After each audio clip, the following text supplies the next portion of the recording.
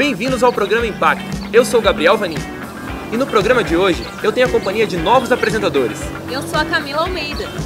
Prazer, eu sou o Gabriel Dias. Olá, eu sou a Luísa Mello e é uma alegria fazer parte desse time. Se eu disser para vocês pensarem em um esporte mundialmente conhecido, o que vem à cabeça de vocês? Com certeza o futebol. Vôlei.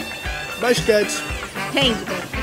Camila, no programa de hoje nós vamos falar sobre os populares. Começa agora o programa Impacto.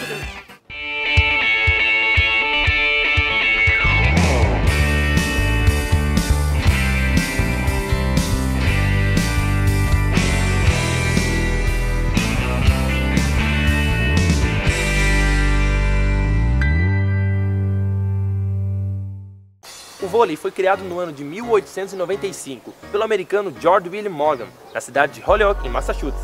E o objetivo do jogo era bem simples, era baseado nos princípios do tênis. A bola deveria ser lançada de um lado para o outro por cima da rede num movimento constante. Posteriormente, Morgan pediu ajuda para Frank Wood e John Lynch para a elaboração dos conceitos básicos e regras do vôlei. Mas afinal, como jogar?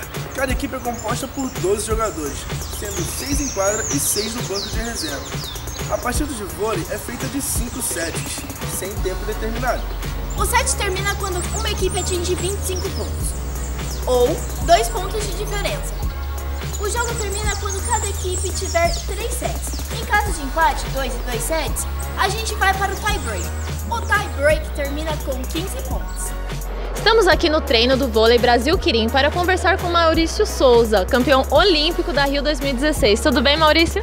Olá, tudo bem? É um prazer estar falando com vocês aí.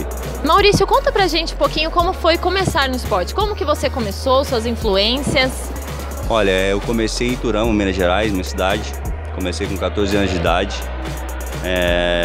Eu via o pessoal treinando no ginásio, né? Como eu era muito grande, pedi para começar a treinar. E comecei a treinar, não gostei não. Falei, não, eu não quero jogar mais vôlei porque era muito descoordenado. Mas aí eu fui pegando o jeito, me apaixonei pelo esporte. E aí isso me moveu a continuar. E com 15 anos eu já estava jogando bem. Com 16 eu vim para o estado de São Paulo, na cidade do Rio Preto, jogar. 17 eu fui para Mauá já, jogar em Mauá, disputando o Campeonato Paulista.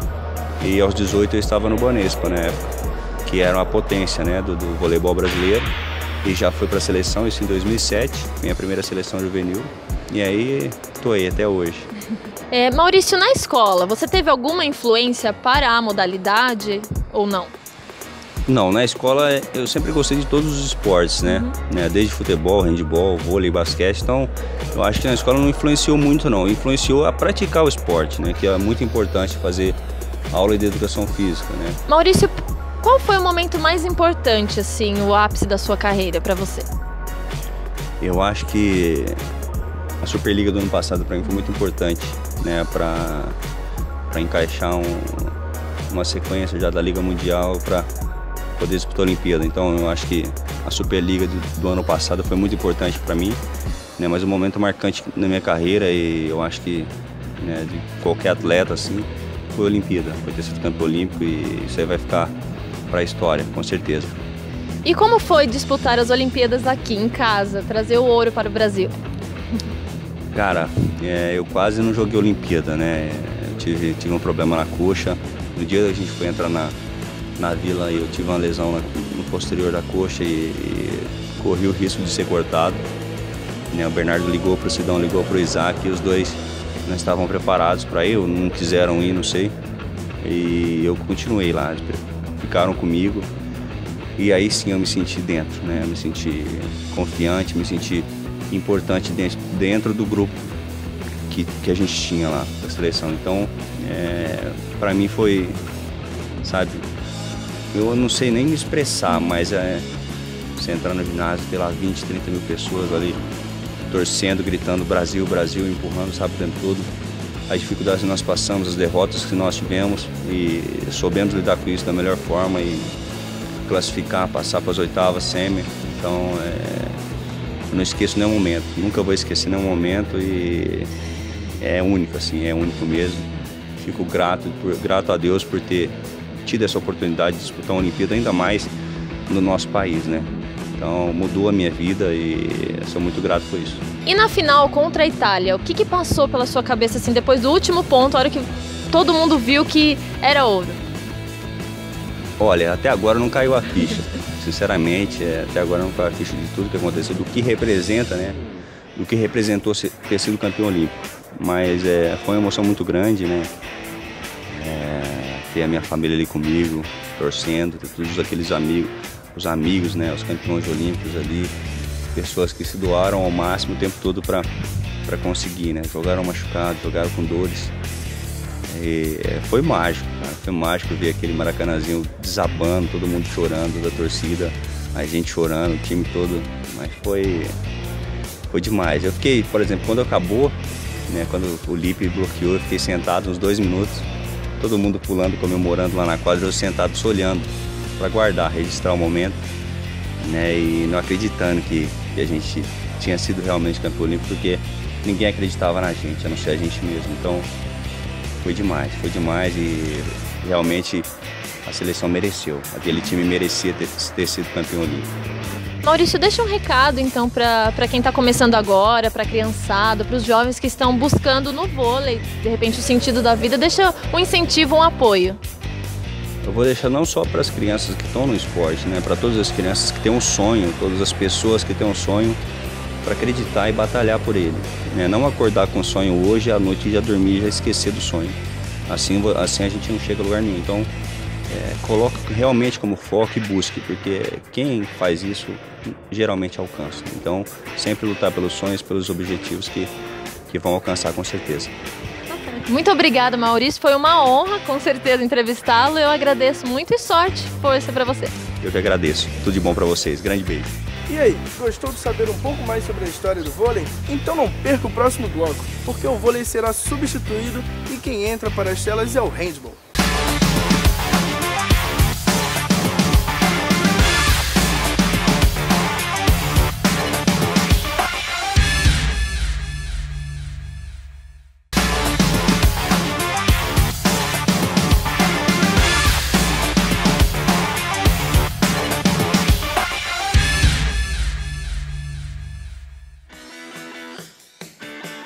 Se você passa por uma várzea e vê 11 jogadores de cada lado, certamente vai dizer que é uma partida de futebol, não é mesmo? Porém, o futebol não é o único esporte que foi criado nos gramados. O handball também foi. Desde a criação da bola, na Grécia e na Roma Antiga, já havia uma modalidade muito parecida com o handball. Porém, eles não usavam traves. A quadra de handball é muito semelhante à quadra de futsal. Entretanto, são regras bem diferentes. Cada partida tem duração de 60 minutos, sendo dividida em 2 tempos de 30. Caso haja empate, é adicionado 2 tempos de 5 minutos. O jogador que tem a posse de bola só pode dar 3 passos e depois arremessá-la. Se o jogador se movimenta quicando a bola, ele pode dar um número maior de passos até arremessá-la ao gol. Ao marcar o adversário, o defensor deve tirar a bola com a mão aberta. O conhecido jogo de corpo é usado para bloquear a passagem do adversário. Se o mesmo usar de agressão física, é marcado tiro de 7 metros, semelhante ao pênalti, e podendo ser punido com 2 minutos de banco. Ele tem passagem pela seleção brasileira, conheceu o esporte ainda criança e veio aqui para o Impacto contar um pouquinho sobre o handball. Estou aqui com o Marcos, ele joga no Pinheiros e já foi goleiro da seleção. Marcos, conta pra gente um pouquinho de como foi a sua carreira, o começo dela e se na sua escola você teve algum incentivo ao esporte. Olá, tudo bem? Bom, eu iniciei no colégio, né? O handball é um esporte que essencialmente você conhece no âmbito escolar e eu conheci quando ainda com 13 anos de idade, foi quando nas aulas de educação física eu tinha a obrigação de fazer porque era grade, né? Como voleibol, como futebol, como basquete, tinha também o handball, você tinha que fazer que senão você ficava, lógico, com falta. E o meu forte era futebol, gostava muito de futebol, porém o professor no colégio viu em mim a condição de trabalhar também no handball. Eu não queria muito, mas ele, como com um bom olhar e um bom faro para talento, assim, ele enxergou esse talento em mim. O professor Laércio Malízia, né? Eu preciso exaltar o nome dele, que foi o cara que fez diferença na minha vida e que me mostrou o esporte do jeito que no futuro ele veio realmente fazer parte da minha vida e onde eu fiz carreira. Pra você, qual foi a competição que mais te marcou? Olha, são várias competições, né? E elas marcam muito. O que eu trago algumas de destaque, assim, porque a importância que teve, para mim, o jogo, o momento, foi o Pan-Americano de Winnipeg, né, no Canadá. A competição que realmente me marcou assim foi as Olimpíadas de Atenas, é indiscutível. Não tem como, é o sonho realmente de todo atleta, aquele que busca, que trabalha, que rala, que sabe o que é o dia a dia da profissão. Pra você, como foi a atuação da equipe de handball no Brasil, aqui na Olimpíada de 2016, né? Olha, o Brasil já tem um nível muito bom. O Brasil realmente surpreendeu, eu digo do masculino. Surpreendeu jogando de igual para igual contra equipes de hegemonia muito grande. Perdeu para a Eslovênia, porém ganhou da Polônia e ganhou da Alemanha. A Alemanha foi campeã europeia. O que o Brasil conquistou na Olimpíada foi muito expressivo, foi muito de acordo com a evolução que ele está tendo, uma crescente muito bacana que não teve oscilação, entendeu? Vamos dizer assim que é uma crescente realmente buscando o topo e em condições de buscar medalha também. A questão da feminina, já existia uma expectativa muito grande, né? Sim. Porém, o próprio Morten, que é o técnico da seleção feminina, ele comentou que existia algumas brechas que atrapalharam um pouco na preparação da seleção. A gente esperava sim, né? Lógico, sonhava sempre que a seleção feminina conseguisse uma medalha. Porém, a gente que sabe como que é o handball, eu acompanhei lá os jogos, olhando Dinamarca, olhando Holanda, Rússia, eu vi que seria muito difícil. O Brasil é um país que tem muito valor, tem um olhar muito grande para o futebol. O que, na sua opinião, falta para o handball ter essa valorização? Eu acho que a confederação tem se empenhado em melhorar, né? Porém, acredito que isso tinha que ter sido feito, a busca dessa melhora, há muito tempo atrás, né? O próprio presidente da confederação já está lá há 20 anos, vamos dizer assim, então é muito tempo para o esporte evoluir tão pouco. Bom, no seu currículo a gente encontra pan-americanos, mundiais, seleção. O que falta para sua carreira? O que falta? É difícil dizer, né? Eu tive a oportunidade de disputar tudo, assim, né?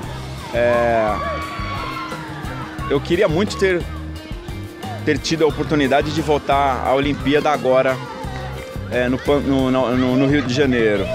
Mas é difícil dizer, assim, o que falta. A verdade é que você sempre busca aquele a mais. Bom, a seleção brasileira de handball está evoluindo, está indo cada vez mais longe. Como é fazer parte disso? Ai, cara, isso é meio parte de sonho, assim, sabe? De ver sonho realizado. Eu falei para uns amigos assim, olha, o meu sonho é enxergar a seleção brasileira, ver a seleção brasileira disputando com condições de trazer medalha, competições de expressão, mundial, Olimpíada, né? O sonho maior é ver o handball profissionalizado, sabe, no meu país. E eu queria pedir para você deixar um recado para quem quer seguir na carreira do handball, para quem quer se profissionalizar como você. Bom, a mensagem que fica é assim, movimenta-se, né? Então, para aqueles que estão iniciando, que pensam em buscar o esporte e adotá-lo como eu adotei, busca, trabalha bastante, se dedica muito e acredita no seu sonho, porque eu acreditei, eu busquei e consegui fazer uma carreira maravilhosa. E acho que isso que fica de exemplo, de espelho para todos. E o impacto continua, mas a gente encerra a nossa entrevista aqui com o Marcão. Muito obrigada pelo seu tempo. Valeu. Marcão veio depois do treino, a gente está aqui no Parque Ibirapuera. Então, continue aí no impacto e até mais.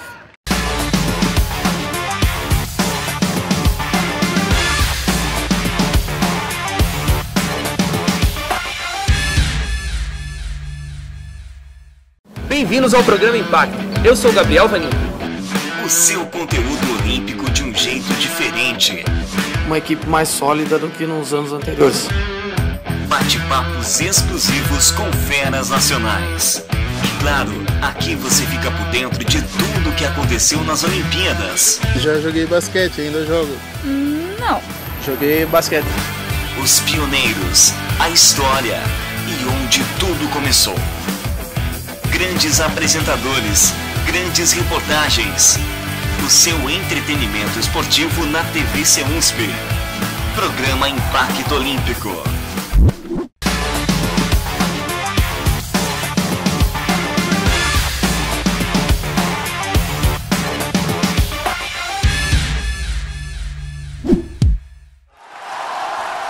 Nós viemos até as ruas para saber se as pessoas conhecem os populares e o que pensam a respeito deles.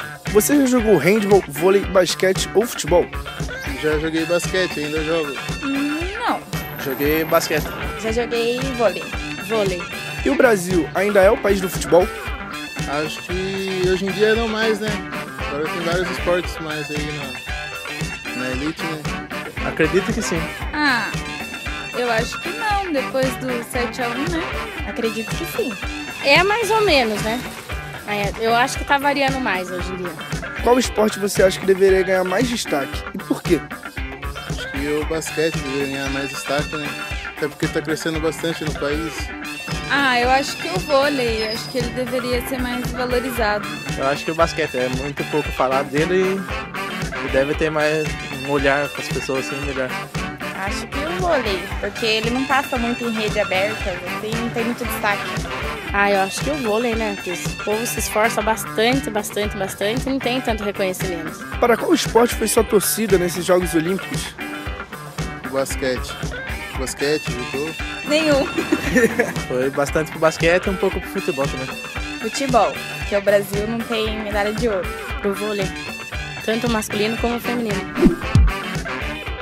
O basquete é um esporte altamente popular nos Estados Unidos. Ele foi criado em 1891 pelo canadense James Naismith. Devido ao rigoroso frio norte-americano, ele criou um esporte que deveria ser jogado dentro do ginásio, já que lá fora fazia muito frio. O professor então divide a turma em 2 times e estabelece que cada time só poderia se movimentar batendo a bola no chão. O grupo que mais acertasse a bola na cesta, vencia a partida. Hoje, o programa Impacto conta com a presença do técnico de basquete Felipe. E aí, Felipe, como você começou nesse esporte? Por volta de 8 anos, eu brincava muito na rua, um pouquinho disciplinado. Minha mãe achou no meio do esporte uma veia de se comunicar comigo, de buscar um meio de me disciplinar. Comecei com 8 anos, como já disse, com o professor Miguel, lá no SESI, no futebol de campo. Como eu era muito grande para minha idade e desengonçado, ele achou o melhor esporte, a melhor modalidade para mim, o basquete, na qual eu estou hoje, já estou até hoje. E na sua escola, quando você frequentava, você tinha algum incentivo na sua modalidade? Tinha um pouco, muito pouco, mas eu tinha, até por conta da questão cultural da sala e de toda a cidade. O pessoal não tinha muita preferência pelo basquete, preferia mais o futebol. Ainda existia o basquete na escola por conta do meu professor de educação física, ele ser pai de um atleta de basquetebol, então existia um pouco. No segundo plano existia, mas muito pouco. E quais são as lesões que um jogador de basquete mais sofre? Acredito que a lesão mais frequente que ocorra, que todo mundo que já jogou basquete, seja a torção no tornozelo. Essa é frequente, todo mundo tem, essa eu acredito que seja a mais recorrente. A seleção de basquete norte-americana é referência para as demais seleções? Acredito que sim, ela realmente é uma referência, ela se sobressai sobre as demais. Existiram alguns jogos, principalmente nas Olimpíadas, aí, que algumas seleções se equipararam a elas, mas assim, ela acaba se sobressaindo nos finais de jogos até por conta eu acredito que essa questão cultural é muito forte. As crianças, desde a escola, já se deparam com uma estrutura preparada para se tornar um jogador de basquete ou até mesmo nos demais esportes. E isso acaba, num projeto futuro, tornando um jogador muito próximo da excelência. Isso num conjunto formado, como o pessoal chama de Dream Team, ele dá assim uma referência, ela se sobressai sobre as demais e acaba se destacando nos placares, nas jogadas e em toda a questão de estrutura do esporte em si. Na sua opinião, o preparo para as Olimpíadas deve ser diferente de um preparo para outra competição que ocorre em temporada? Acredito que não. Na verdade, as Olimpíadas, o técnico agrega a sua equipe, convoca os melhores jogadores jogadores da sua nacionalidade, e o jogador já se prepara durante a temporada, ele já treina com o clube, já joga, já tem um ritmo de jogo. O único trabalho diferente seria talvez alguma especialidade do técnico em si para o jogo, alguma filosofia de trabalho dele e um entrosamento, um feeling de equipe. Então assim, eu acredito que sejam trabalhos cooperativos para que eles entendam como funciona a dinâmica dentro daquele grupo e entendam a filosofia também do atleta e da comissão técnica e principalmente do técnico. E o que você achou da seleção brasileira de basquete nessas Olimpíadas? Então, para os demais, para as demais pessoas que assistem, talvez um pouco mais leigos, não tenha sido satisfatório. Eu acredito que desde que o Rubem Manhã, que era o principal treinador, assumiu, ele trouxe à tona novamente o basquete brasileiro, a gente se equiparou às demais seleções que tenham estrutura. Eu acredito que tenha sido um bom resultado. Perdemos para a Argentina, que acho que é o jogo mais marcante aí, que acabou tirando a classificação, mas assim, foi um erro tático, mas acontece, é do jogo. Ganhamos da Espanha, que foi bronze nos jogos. Jogamos de igual para igual com a Sérvia, com a Lituânia. Então, assim, eu acredito que tenha sido satisfatório o desempenho, tenha sido um trabalho bom. Ao longo do tempo vai ser muito marcante isso aí. Para finalizar, queria que você estivesse deixando um recado aí para quem está pensando em seguir uma carreira no basquete.